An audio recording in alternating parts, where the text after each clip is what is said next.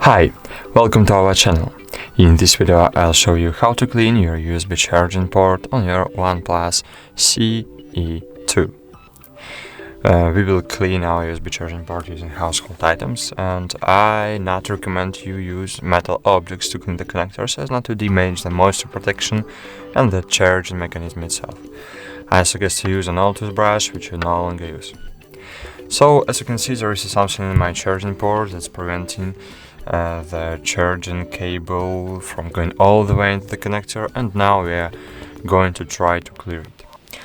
So to get it out, you first have to take the cover off and take the brush in your hand. Then gently insert one part of the brush in your port, one part only.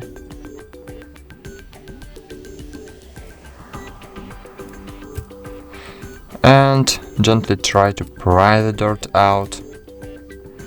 So cool, that's all. Thank you for watching, like this video, subscribe to our channel, and bye, see you.